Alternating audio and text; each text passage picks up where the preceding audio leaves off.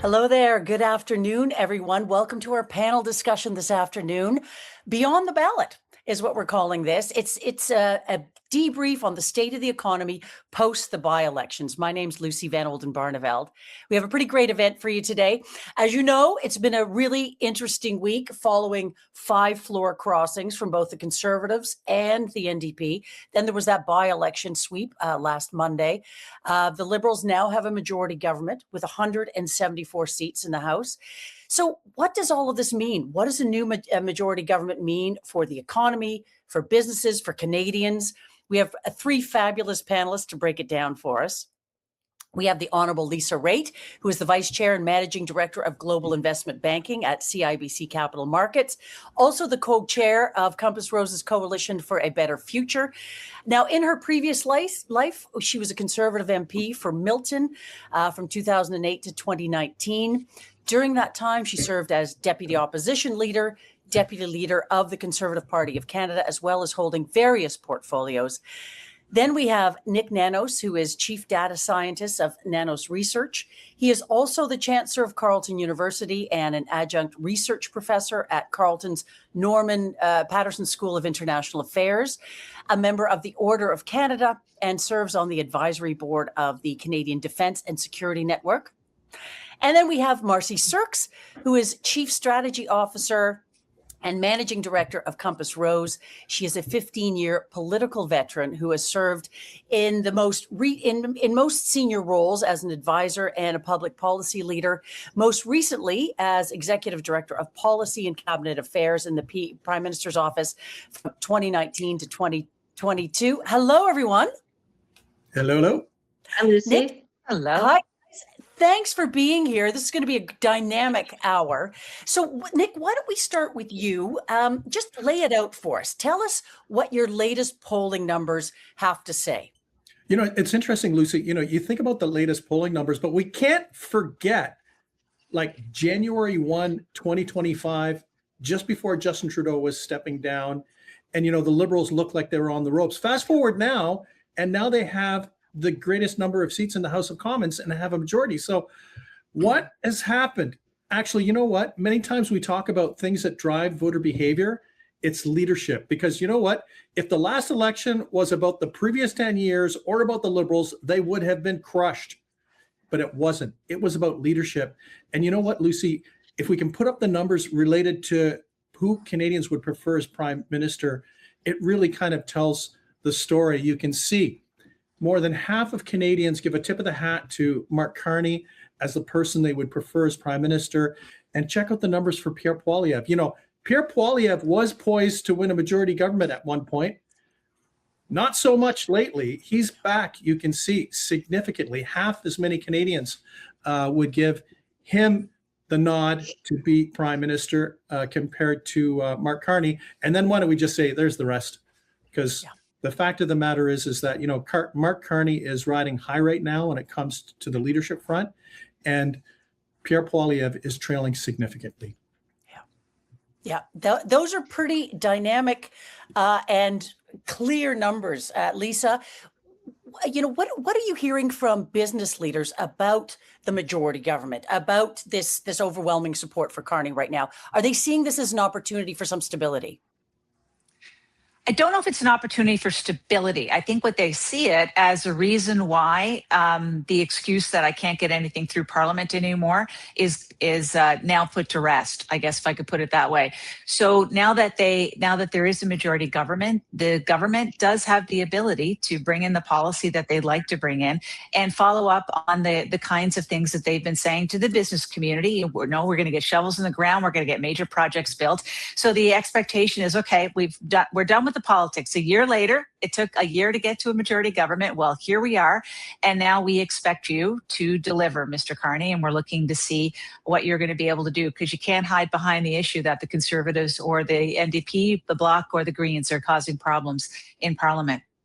Okay, so action time is what business leaders are expecting. How about from a political perspective, Marci? You know, what about the longer term planning on the horizon? How does a majority government fundamentally change the rules of the game for economic decision making then? Yeah, it's a great question. First of all, I actually wanted to just thank the Means and Ways team for convening this important conversation, a really timely conversation.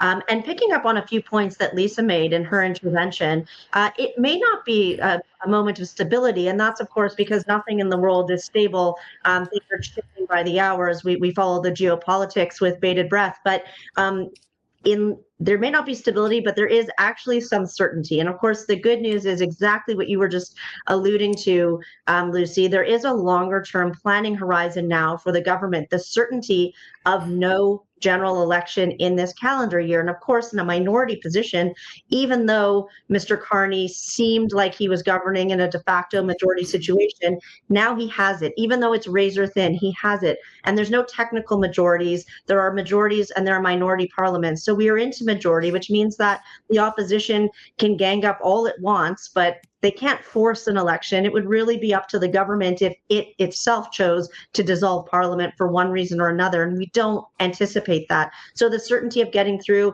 2026 and probably the next few years as well without an election, that means that the government can now revise its own agenda before planning for 6 to 12 months, probably at most, and now really looking at a horizon of 18 to 24. So to the point of time to get things done, there is now a window to get things done. We've not had majority government in this country since 2019.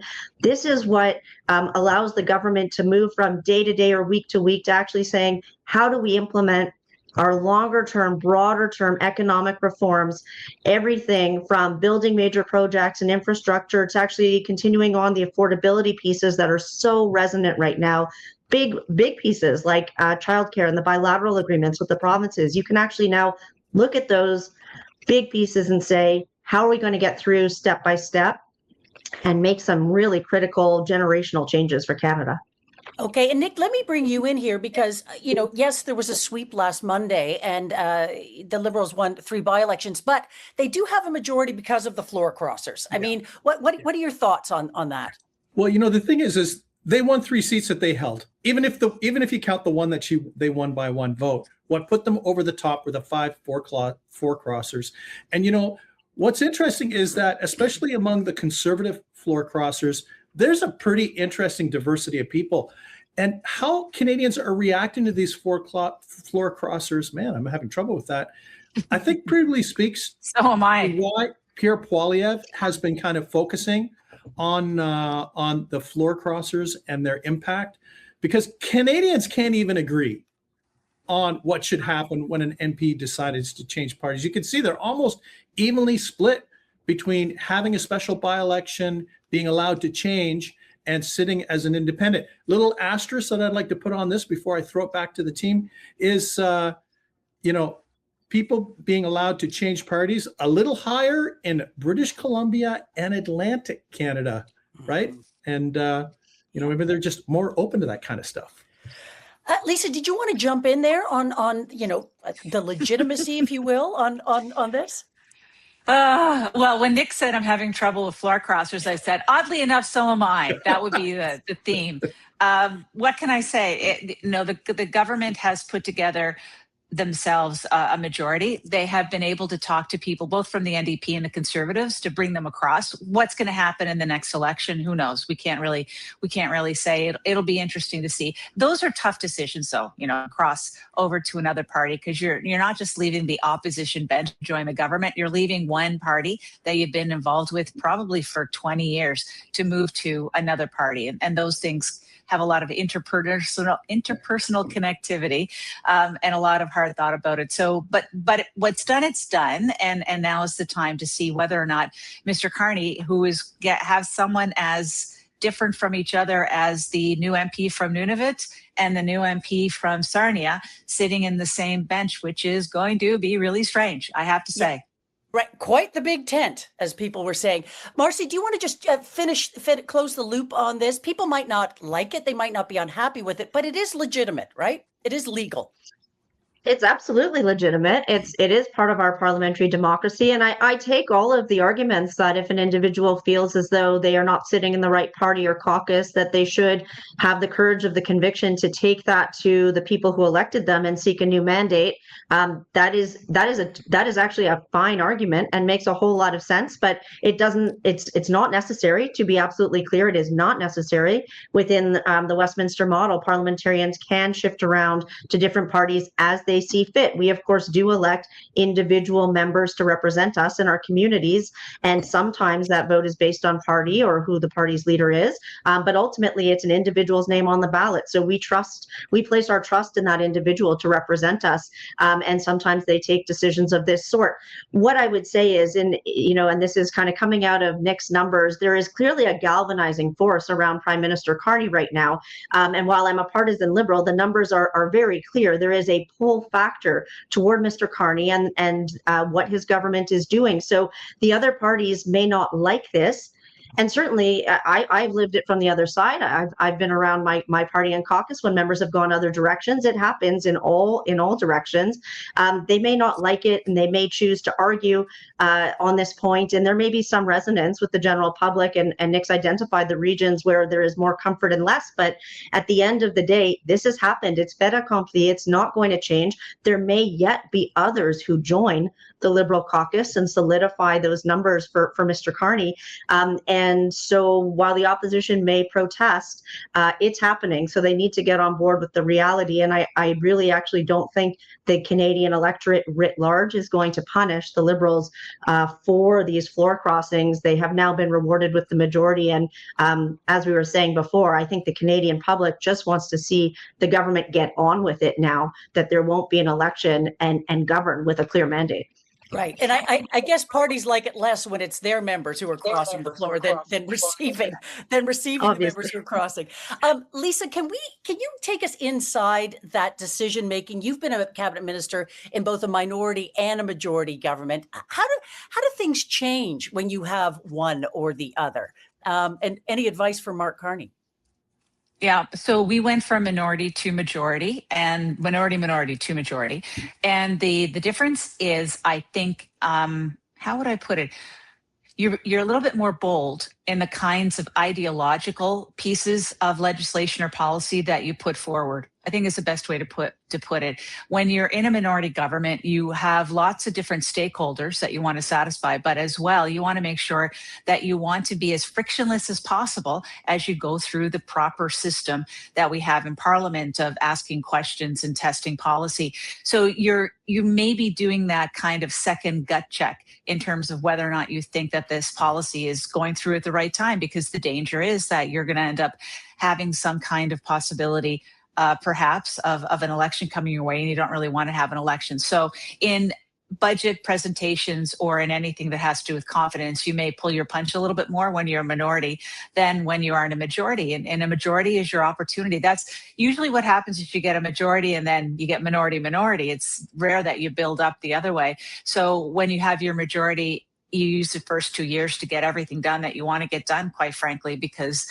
you want to coast out to the last 2 years and see whether or not you govern a little bit differently. Even within a majority mandate, you don't govern the same way from year 1 to year 4.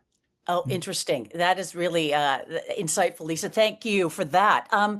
Nik, let's go back to some of your data, because your data showed a lot of optimism and satisfaction towards the government, towards Mark Carney. But when you break it down into regions, the prairies are where people are ticked off. We know that there are several industries in the prairies that fuel the economy that are going to be critical, whether it's oil and gas, potash, agriculture, what have you. What might a majority government mean for these sectors and the potential for less anger? Well, I think this goes back to what Lisa was talking about, delivering, right? Like, I think it would be fair to say that Canadians are more hopeful under a Mark Carney than under a Justin Trudeau in terms of the economic future and things potentially changing. They also recognize that it seems like the premiers and the prime minister are getting along quite well. Like they're like hanging out all the time, it seems. And you know what? The fact of the matter is, this particular government with its major projects has made it very attractive to individual premiers who have initiatives, projects, job-creating ideas, investments in infrastructure that they want to move forward, and they're engaging with Mark Carney. And the optimism that we've seen is much higher than it was under Justin Trudeau. But the kicker, and I think this is the one thing that the Liberals have to watch out for, has to do when we start to ask about the issues that Canadians are concerned about. We ask that every week, and Canadians can say whatever they want, but check out the numbers. During the election, it was actually two things. It was like jobs in the economy and Trump, or Trump and jobs in the economy as the two top drivers of concern. You can see that people are increasingly worried about jobs in the economy as their top national issue of concern, followed by inflation and healthcare. Trump tied for third between healthcare and U.S. relations. But what's interesting in this dynamic, Lucy, is that usually when people are worried about jobs in the economy, inflation, they want to punish the government of the day, right? Because they're angry, right? They're struggling to pay for the groceries. They're struggling to pay for housing. They're struggling to pay for gas. In this particular case, Mark Carney and the Liberals are not being punished. And I think this is because of Donald Trump. Donald Trump is seen as the person responsible for the uncertainty in the trade relationship. Donald Trump is seen as being responsible for the rise in the price of gas and probably the knock-on effects that people will see when it comes to food costs. So you got a weird situation where usually these issues are good for the opposition party and bad for the government. But in this particular case, there's an external party. That person's name is Donald Trump, that people are more likely to blame for this. And it's not having a negative impact yet on the Carney and the Liberal numbers. So that's interesting in terms of how Pierre Poilievre and the opposition will have, what scope they will have to criticize the government if people aren't blaming the government for that. I mean, who'd like to just comment for us on that particular dynamic that Nik is describing? Marci or Lisa? Look, I'll start, Lisa. Yeah, and then jump in. Far be it for me to dictate strategy to Pierre Poilievre and the Conservatives, but I have been on the opposition side for a long time. This is, as Nik says quite rightly, a very unusual situation. There's an anomaly in terms of the leadership of Mark Carney. It has been the case since he took over a year ago. Nobody can quite peg it. He is the most unusual, probably most unusual politician of certainly of the last decade, probably of the last 15 years, in that he is a non-politician. He is coming out this from, as has been widely described, more of a technocratic perspective, and the Canadian public is clearly trusting him in a way, the trust factor, in a way that we've not seen from many other political leaders either. It's a generational change. It makes it really difficult for the opposition parties across the spectrum of the opposition to find any way of attacking the government when the government is riding this high in the polls. Nik is quite right. The overlay is very clear here in terms of Donald Trump, the U.S. presidency that is threatening Canada from an existential perspective in a way in which we've never experienced before. And so all of that fear is being channeled into a real trust for Mr. Carney and everything that he embodies. If you watched yesterday, and if you haven't seen it yet, I really urge you to find this online. Mr. Carney has done a direct-to-camera, Winston Churchill style kind of conversation, war footing kind of conversation to reassure the nation. And that is widely available. And he is essentially sending this message both directly and implicitly of, I am here to reassure you that there is a grown-up in charge and that we have the situation in hand, despite what you may hear from a hyperbolic, bombastic U.S. administration. The Canadian strategy does not suck. The Canadian strategy is very thoughtful and deliberate, and we are looking holistically across the economy to ensure that Canadians are protected. And that is if it's coming from somebody who has the sort of authority, the moral authority and the political authority now with the majority to deliver that sort of message so resonant and salient, that the opposition really has very little room to go. And we've seen Mr. Poilievre swing both ways. He's trying on the one hand to present as a prime minister in waiting, and sometimes shows up in that very prime ministerial way. And that's kind of the best, I would say, of Mr. Poilievre, and we've seen it in a number of instances in recent months. But then some of the base instincts of his own base instincts and the base instincts perhaps of strategists around him come into play, and they're really scrambling, trying to figure out how to attack Carney. So they go at him for being uneducated. Well, it's not a good contrast. Nobody buys it, and that's where Mr. Poilievre is really showing that he's not quite sure how to fight this fight. And so for now, the opposition really doesn't have very much ammunition. I think the government will continue to ride high for at least the better part of this year as it pivots into implementing its agenda. And that's where it starts to get tricky, because the implementation is really where the government will either succeed or fail in maintaining its hold on the polls. Yeah, and criticizing his academic credentials was really a curious tactic. But Lisa, what would you have to say about what the opposition has to grab onto to really critique at this point? I think a lot, actually. So I would look at it this way. First of all of us are very highly educated on this panel today.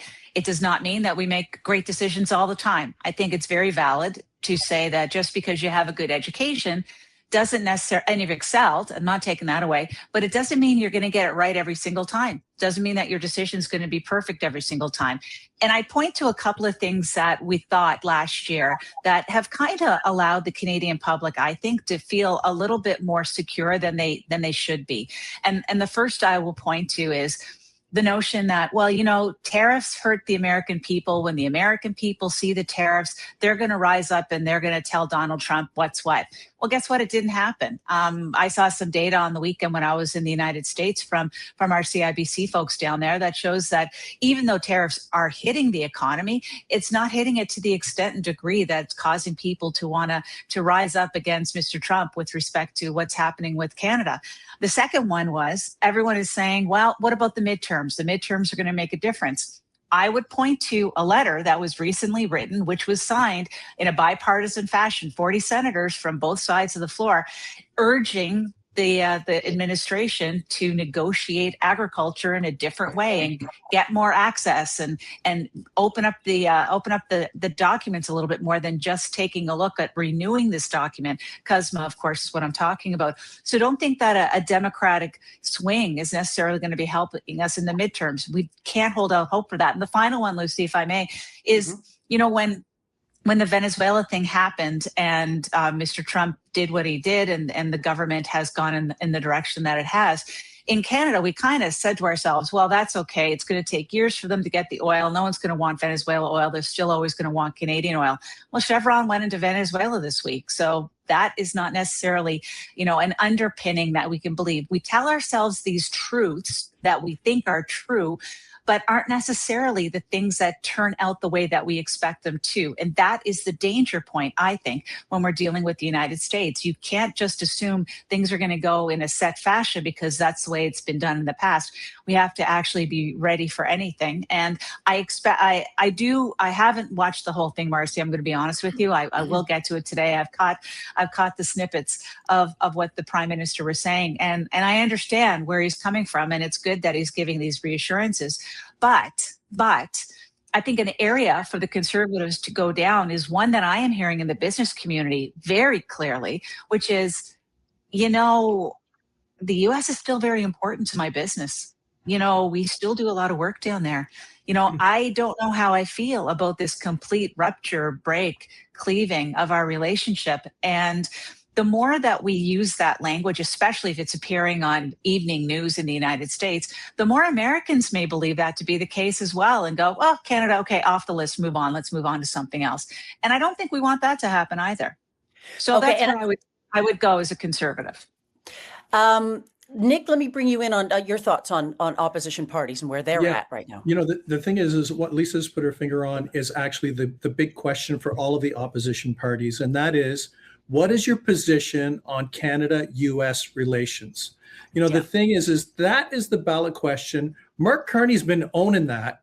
For Pierre Poilievre, he needs a clear position. It doesn't mean that it needs to be in contradiction to the Prime Minister, but he needs a clear position that is a little different and shows that he has a different approach. The same thing applies to the New Democrats. Same thing applies to the Bloc Québécois, because the big question for all of the opposition parties, and this is all that I ask when I watch what they're doing, is what's your growth strategy?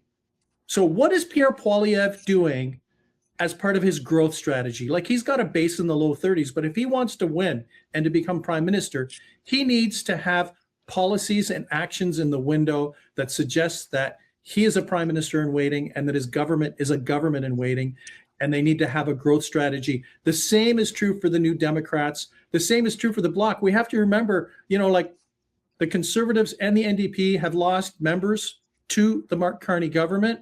The Bloc Québécois, this riding in Terrebonne was a setback. Maybe the Liberals had it by one vote, but that riding traditionally is a Bloc Québécois riding, has been for a really long time.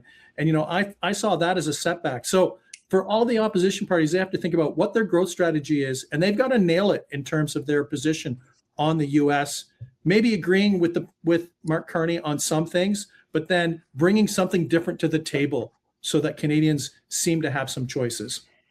All right, thanks for that, Nik. We're going to do another couple of round of questions here, but I just want to put it out there to our audience that you will see in the comment section there. We want to come to your questions in about 10 minutes or so. So start percolating, start sending them in, and we'll put them to our panelists.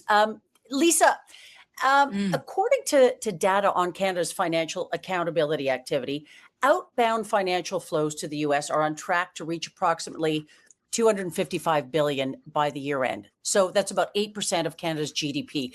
Just lay out for us what that means and what the impacts are on the Canadian economy.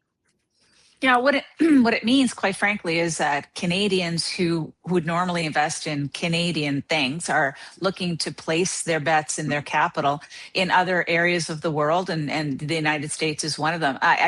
Anecdotally, I can tell you that we do see that a lot at CIBC. We can tell you, and my CEO has said this several times already in his speeches, that capital is fleeing Canada. And the problem with capital fleeing Canada is the reinvestment of capital in this country is important in order to have growth. And growth is important to have an economy that's going to be supporting all of the things that we love and care for, especially those support systems that we have in place. And the more difficult it comes for the government to maintain those systems, it's going to be the more difficult for people and their quality of life. It actually all does matter. It's a virtuous cycle. The question of let's talk about oil companies, for example. I'll give you, I saw a former minister, Catherine McKenna, came out today and called oil companies greedy, and that their profits should be cut because they shouldn't be getting these profits at this point in time. I would turn this on its head, and I would say this, that if this country was a place where oil and gas companies felt that they could reinvest their profits because they were going to be able to grow and build something, then they would do that rather than send money back to their shareholders, because business wants to grow. It doesn't necessarily want to stagnate. So it's on all of the governments who haven't created a place for investment to flourish to take a look and see, okay, well, what can we do to get this investment to flow here? Is it about taxes? Is it about regulatory stuff? What is it that's happening that capital decisions are being taken so that most of the money that they have to invest is going to the United States, even in the face of the fact that our Prime Minister says in a direct-to-TV announcement, we've got to look at other places to have relationships. It's not working with the United States. Get the monies going there. Okay, and I'm sorry if you answered this, Lisa, but just help me understand it. Why is capital fleeing Canada?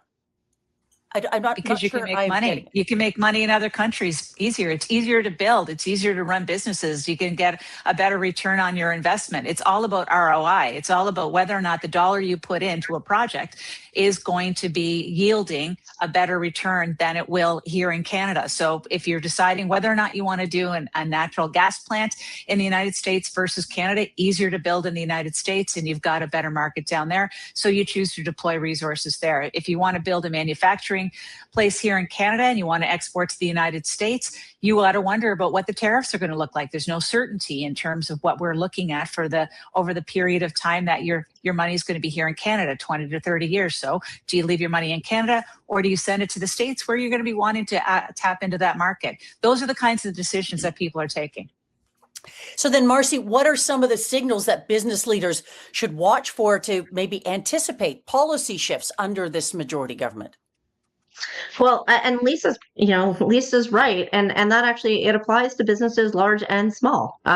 Business leaders are taking those decisions actively. I do believe the government is pretty zeroed in on this point, and is doing what they can to effectively re-engineer more than a decade, or at least a decade, of policy sets that did not appear to be open. Did not appear that Canada was open for business or investment, and that's not going to happen overnight. Where the government is, I actually want to come back to a point that was referenced earlier in terms of the majority cycle that it is now in. Where we are is it's a new majority. So it's kind of, day one of the majority government, but it is really the end of the first year of governing. And as Lisa said quite rightly, what this first year was about in a lot of respects was stabilization and setting the table for what's to come. The signals, Lucy, to your question, the signals that are being sent from this government, I would say are positive in terms of what they would like to partner with business on, the fact that they are actively working with the business community in a way that had not happened in the last number of years, that they are focused in on major projects and that sort of investment, infrastructure very high up on the list of priorities, and looking at streamlining projects, reducing red tape, all of these different initiatives. These are all good positive signals to government. From government to business. I think anecdotally, what we are also all hearing is that business is finding that yes, the signals are good, but not necessarily moving quickly enough. And what I mean by that is where we are now in this phase, the government does need to get into delivery mode. The business community needs to see how serious the government is in terms of where it is placing its investment and how quickly it's prepared to actually eliminate duplicative regulatory burdens, how it is, how these new trade partnerships are actually going to work in practice. It is great to see the Prime Minister traveling around the world. I think we all collectively support that. I think I will speak for myself. I absolutely support, even though I take Lisa's point on slagging the United States too broadly, or broadsiding it, because they remain our most critical trading partner. But that commitment by the Carney government to move into 50% non-U.S. exports, that target, which is hugely ambitious, is a positive signal. But really, the proof is in the pudding. Like, how are we going to get there? The deals that are coming in, the trips here and there, it all looks good. But right now, it looks good, and there isn't enough there on the back end for business leaders to be clear in terms of how they want to take decisions and where they want to invest their money. So that's really the shift that needs to come now. All of these big strategies, defense industrial strategy. We're waiting for an AI strategy. We are also waiting for an electrification strategy. There's a lot there in terms of strategies, but strategies only matter if you actually get the work done at the end of the day. So we're into year 2 now of the majority. And as we get closer and closer politically to that time when there will be an election, that will shift again. The strategy will shift again into more retail questions. So right now, this year, this is the year for the Carney government to demonstrate its chops and to execute on the strategic vision it has laid out. And like I said, a few more of those big strategy pieces to come. But after that, business doesn't want to see more strategy. They want to see implementation. They want to see real investment that matters. And Marci, what about, sorry, Lisa, did you want to jump in? I concur with Ms. Surkes. Excellent.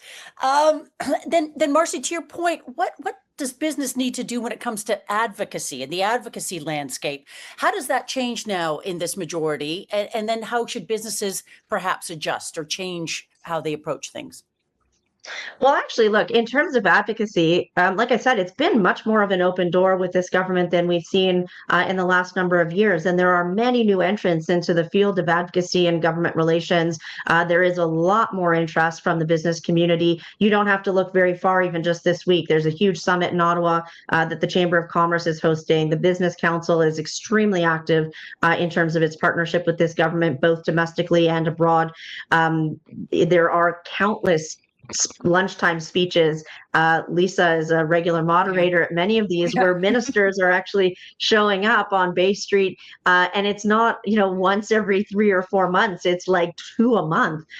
So I really do think there is more of a synergy right now in terms of the advocacy. But in terms of, from a strategic perspective, if you are looking to do business with the government of Canada, now is the time to really zero in on your ask. Think about a few milestones that are just around the corner for us. We know now the fiscal cycle, the budgeting cycle of the government of Canada has been flipped on its head. It's moved from the spring traditional budget in the month of April, just after the close of fiscal, to the fall.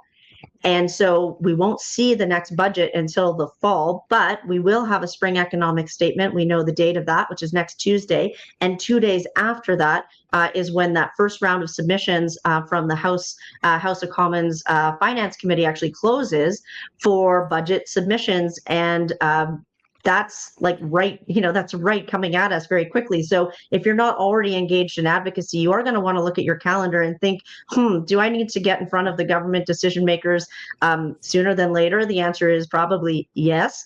And there are, like I said, a few of these opportunities coming up. The budget for the federal government, the annual budget, that's not just a bunch of spreadsheets. There are a lot of spreadsheets and tables involved in terms of fiscal spending, but that is the government's annual compendium articulation of policy for the year. And like I said, 2026 into 27, this is going to be the year for the government to get its act together. So I would anticipate this budget cycle being hugely consequential for anyone who is interested in anything the federal government has to offer, whether that is actual investment in your business or whether that's a regulatory question. Now's the time to be thinking about how you are going to have your voice heard in this melee of voices that are coming forward to speak to the government right now. Okay, thanks, Marci, for that. I want to do just a comment from everyone on this one. We see it every day, Canada's economy stalled, and a lot of economists have downgraded growth projections for this year. So will a majority government change anything at all? Will they be able to break this slow growth trajectory that we're currently seeing? Lisa, can you start with that one?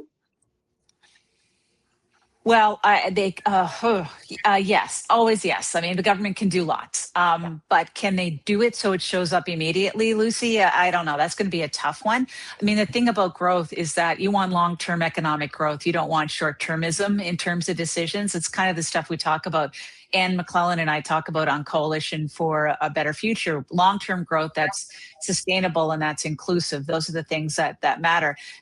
The kinds of decisions that lead to that are definitive breaking down of barriers amongst the provinces for interprovincial free trade. That's a given. That's always a good one. I don't think we're quite there. I don't think we're even beginning to get there in terms of having true ability to trade across the nation. And I think as well, the government needs to show that they can start getting some major resource projects approved and shovels in the ground. And with a short timeline in terms of how long it will take to completion. If I could I agree with Marci that I think it's very positive that the Prime Minister and some of his ministers are taking it upon themselves to go to other countries and give them assurances that we are ready to ensure that we have a more balanced trade portfolio with them and with the United States as well. But what I understand is what the countries will say to them as companies say to us is very simple. Okay, that's great, but when are you going to deliver? We can't wait for 12 years for a mine, and we can't wait for 10 years for you to get a pipeline built, or 5 years to get a pipeline built. We need things a little bit quicker. That is going to be the difficulty because there are other countries lined up and ready to go. We're not the only ones that actually have these resources. Other countries do. We learned that in the last time we went through the push for natural gas. So to answer your question fully, yes, the government can always make decisions that are going to help spur on growth. probably better if we get some long-term growth, not as great if we're just trying to juice the economy and go for some stimulus in order to keep it rolling. But they're definitely going to have to address both, because people are going to start hurting and even a little bit more, I think, over this summer. And that will show up in how they talk to their members of parliament. Nik, what would you have to say about this majority government and being able to break a slow growth trajectory that we're on? How about maybe I'm going to break with Lisa a little bit, not be as optimistic. It takes more than a different prime minister to change the growth trajectory of the country. Maybe it's a little, maybe I'm just being a little harsh, but No. you know, the fact of the matter is I agree with Lisa 100% in terms of this long-term strategy, right? We need to have some sort of certainty that and kind of alignment that Canada is a good place to invest, not just in the short term, but in the long term. And we don't know that yet because we have a weak majority government. We have a new government and a new prime minister. And, you know, the thing is that when a lot of these major enterprises are making big bets and big investments in Canada, they're looking at a 10, 15, 20-year horizon. It's going to take more than just a new prime minister that people might like what they're hearing from the new prime minister to kind of turn things around. And, you know, the other thing is on this major projects thing, I think we should, as kind of like a spur or symbol to get things going, or as Canada as a place to invest, I think we have to separate kind of infrastructure projects that the government basically will be funding, like a road to the north and stuff like that in port, versus other types of electricity and energy infrastructure projects, because for those, you need the private sector to put money on the table. I'm not sure we've really seen that in a big way, even with all the action that the government has done when it comes to some of these big projects, because I think they're waiting to see, you know, how long will this last? Is this new normal, or these efforts from the Carney government? How long will they be in place? How long will this government be in power? And you know, I just like to say, the numbers had been moving around a lot. I talked about that at the beginning. The Conservatives were at 47. The Liberals were at 47. My key takeaway is we might think that things are solid, but they're much more fluid than many think. Interesting. Marci, what would you say to this? I mean, it's an important distinction that Nik makes about government investment versus private investment, but how would you approach this question? It does feel a little chicken and egg. Everyone's waiting to see who is going to be first mover in terms of these major initiatives. And that's what I'm saying, you know, I'll reiterate, the government really has to demonstrate that they are there and for the longer term. I mean, to Nik's point, businesses plan on a far longer horizon than do governments. Governments can really only plan effectively. Now there's a majority, even with this majority that is very thin. You can now plan out 4 to 5 years maximum. I mean, that is the longest duration of a parliament and a government. And so the federal government is always at a bit of a disadvantage in that sense, that business would, of course, love to project out 8 or 10 years and know what sort of certainties and securities the government can assure. And the government is always, like I said, sort of disadvantaged in that way. But that doesn't mean that this is not the moment to innovate and be bold. That does not mean, and I take Nik's point, I mean, the government, you can separate out these different types of infrastructure projects, and that's fine, we can do that. The government still has to show up in a really significant way on the modernization of infrastructure pieces that it has already committed to, and the others that are yet to come. It is not a small feat to modernize our ports, to be able to move our commodities more rapidly. That is an essential. It is way overdue.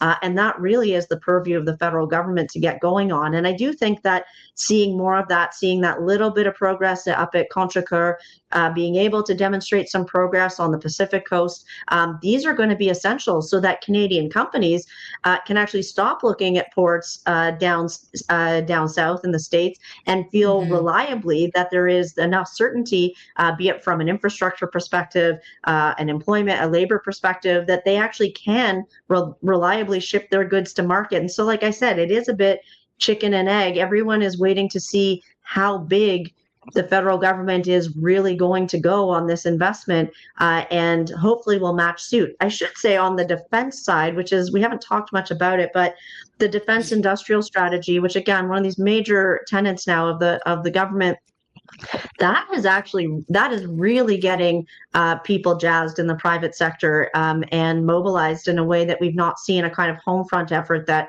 if you can put it that way, that we've not really seen since the Second World War. And there is a tremendous amount of energy and excitement in terms of dual use technology, in terms of all sorts of firms popping up that seeing a buyer for their product that they didn't see previously in the feds, and that's one where I actually think we could see some real progress in the next 12 months in terms of spurring new industrial benefits and spin-offs for the country. That's one to watch, and it moves a lot. It's moving a lot quicker than some of the big infrastructure pieces. Yeah, and Lucy, I'm going to add on to that one that I think every bank on Bay Street is coming up with their own white paper on how to be able to serve their clients who are in the space now and how to help people who want to get into the space. So the message has really resonated. Marci is absolutely correct. Everyone's looking to see how they can be of assistance and help. Great. I'm going to open it to the floor momentarily, but Nik, before we do that, I just want to ask you about this. That seems to be a bit contradictory, perhaps. So you have the data on consumer confidence. You said that Canada's economic mood has darkened decisively, and we're hearing that right now. Confidence has slipped below neutral territory, weak expectations.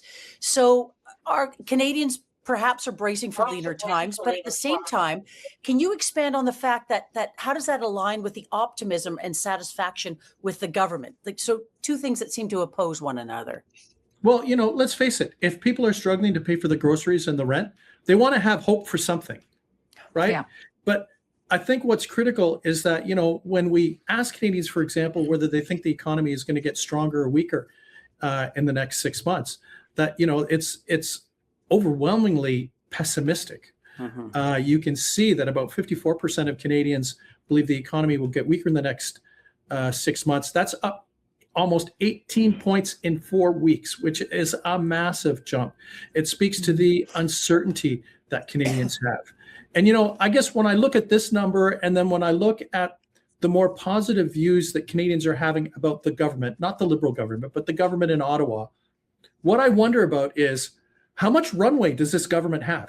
Like, there's runway today, right? Because people like, Mark Carney is popular.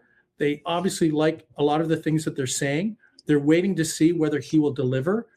And, the thing is that when I look at a lot of these numbers and, kind of the political environment, Mark Carney and Pierre Poilievre are not competing against perfection. They're competing against each other. And I think right now, at least, that Mark Carney has the advantage in terms of people thinking that he could do a better job. Maybe he's not perfect, but he can do a better job on managing Donald Trump, that he could potentially do a better job at attracting investment in Canada. And I think this speaks to kind of the challenge that Pierre Poilievre has. The challenge that he has is that he has to kind of build his own narrative to show that he's competitive with Mark Carney on the US, on jobs and the economy, because on the cost of living, Pierre Poilievre is still strong on that front. But the people are thinking right now about the big picture, jobs and the U.S. Okay. On that note, let's take a couple of questions from the audience. We've got a bunch coming in. Lisa, I'm going to throw this one to you first. If jobs and the economy and inflation are Canadians' top two issues currently, how will this government further help Canadians beyond current measures? For example, will the government finally fix an automatic stabilizer like the EI program that is currently insufficient or not available to many unemployed Canadians? Yeah, that's a great question.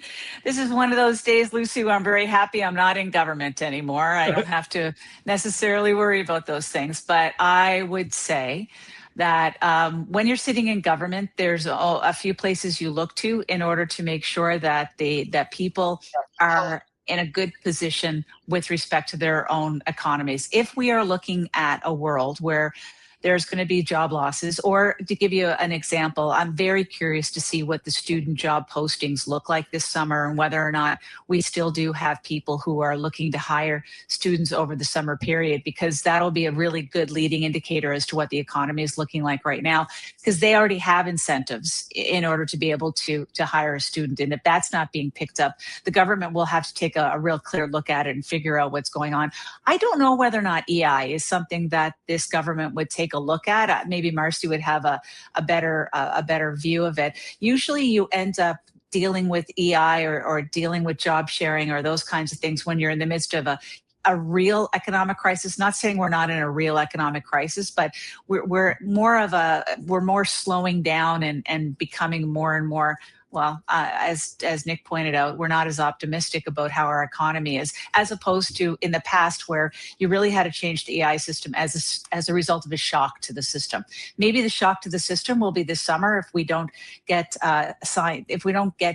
the ability to move forward on the Canada-US free trade agreement with Mexico. If something happens to that, maybe that'll be an impetus to take a whole look at the EI system. But those things are tricky. I mean, I'm from Atlantic Canada, and I've seen politicians come and go and be defeated and lauded all on the basis of how many weeks you were able to put in before you were going to receive EI. It's a very tricky political hot potato to deal with. Mm-hmm. Marci? Oh, that point, it's always I'll be very quick on this follow. It's always a very hot button political issue. Lisa's quite right. She and I both lived this debate. Right now, the government is not really zeroed in or focused on EI writ large, only in a very narrow sense. And certainly when it comes to the workers who are being most impacted by those Section 232 tariffs, the United States, the auto workers, the steel workers, the aluminum, forestry sectors that are hurting really badly. There has been some nimbleness demonstrated by the government in those very sector specific cases, but quite right in terms of needing to be focused on that in the longer term as a stabilizing impact, because we will see if depending on how the Kuzma review goes and if the agreement does not tick over, there can be much darker days ahead. We all know this. It may get worse. And in that case, EI, which as we learned during COVID was really in many respects, so it's flipped into the Canada Emergency Response Benefit during the COVID period. It really was the foundation that kept this country together, glued together from an economic perspective. So the government would be remiss not to be plotting a longer term strategy in that respect. And I would just say there has been some small dalliances into thinking about the new economy, gig workers, the huge swaths of Canadian workers who are not currently covered by the system, looking at ways of plugging those holes. And that's all really important, but a holistic overview would be wise. I do hope that is being considered by the government right now, but it's not clearly been a focus to this point. But to the government's detriment if it's not thinking about that, because it may be the emergency lever they have to pull sometime in the next 12 to 18. okay. And Nik, some thoughts from you on this. Just a couple of quick thoughts. I think I can't speak to the policy, but I can speak to the politics of this. I think the Liberals have to be careful. If the Carney government starts doing stuff that looks a lot like the Trudeau government, I think in the long term, they'll be punished for that. The fact of the matter is the reason why Mark Carney is so strong and the reason why the Liberals are so far ahead of the Conservatives is because he and his he specifically is very different, and his government very different from the previous government. And I think the appeal that many Canadians have is because he's focusing on attracting investment.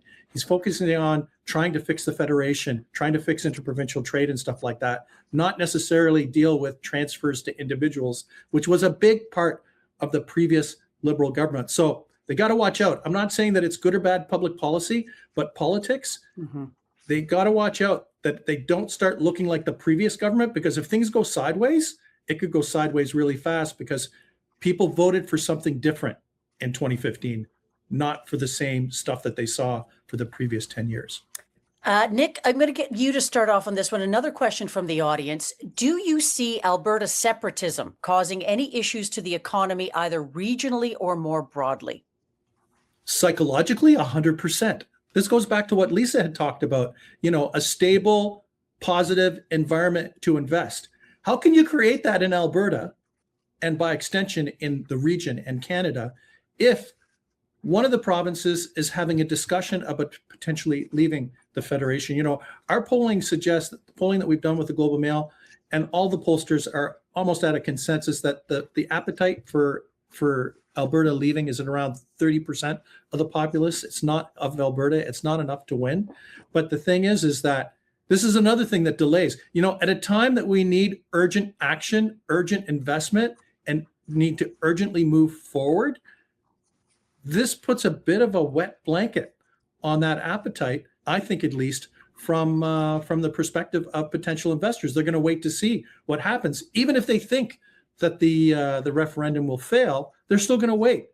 Waiting is not good for us because there's a big sense of urgency to kind of move forward on these things and try to show some level of success. Okay. We have about a minute to go before closing remarks from all of you. So we have one more question from our audience. Lisa, if you could do this in about 90 seconds. If there were to be a Conservative leadership race in the next year, who would be the top candidates? Would the Conservative base be willing to elect a more moderate leader, or would they elect someone like Jamil Javani or Melissa Lantsman? Well, let's start with not me. Okay, let's just get that out there. Wow. So I'll lead with that, Lucy. I don't know, and I have so many friends out there. Let me go with the regulars. Jason Kenney, for example. Is Jason Kenney that new leader? But we have a leader right now. I hate doing hypotheticals, but I do want to make one point. You bring something up about what would happen.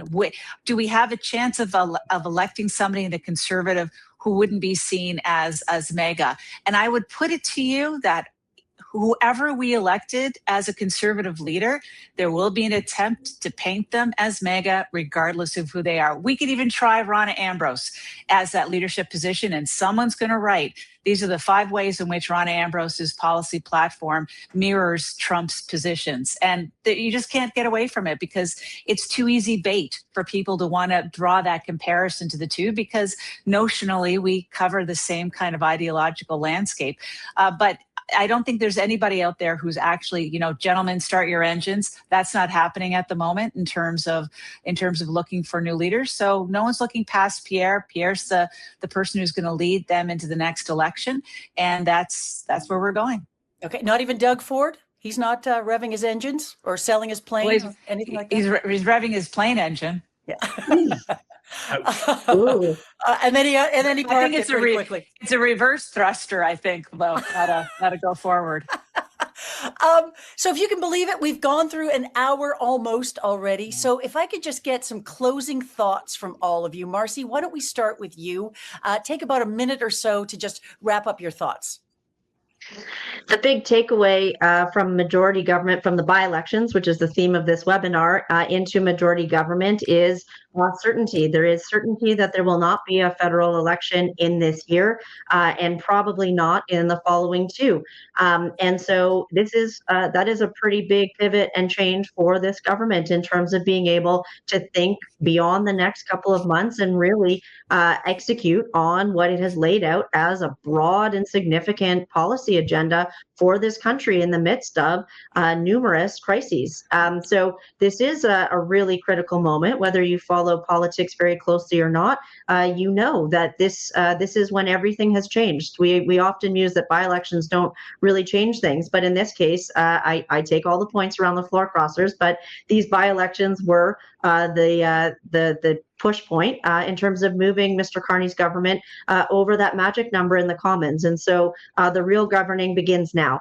Just to say, having a majority does not solve everything. It is not as easy as it looks. There are new complications for Mr. Carney. He has to, as we said earlier in this program, keep the caucus together and united in order to keep his numbers where they are. That is not going to be easy with polarizing views, and they need to think about implementation at the core of everything that they do, because there are now higher expectations than there were a week ago to deliver. And the last thing is they have to watch out for the Senate. There is no Liberal caucus in the Senate. We have 2 chambers in our Parliament. The Senate can choose to really gum up the system if it is not willing to go forward with the government's agenda. They need to get a handle on that if they are going to move at the speed with which they have now promised the Canadian public. Okay, 45 seconds, Nik and Lisa. Nik, you first. I'm just going to say, Lisa, I think there could be an election. I don't think the government wants to have an election, but Trumpity Trump. We can't underestimate the impact that this person has on our political environment. If Donald Trump decides to say, but not necessarily do the paperwork, to pull out of the trade deal between Canada, the United States, and Mexico, that would be a game changer. And even if though the prime minister says that he doesn't want an election, he doesn't foresee election, events can overtake themselves. And I just want to put that on the table. I'm not sure, and I'm not convinced that it's going to be as steady and stable as some people think. It'll be more steady and more stable, but steady and stable, nope. Okay, Lisa, last word to you.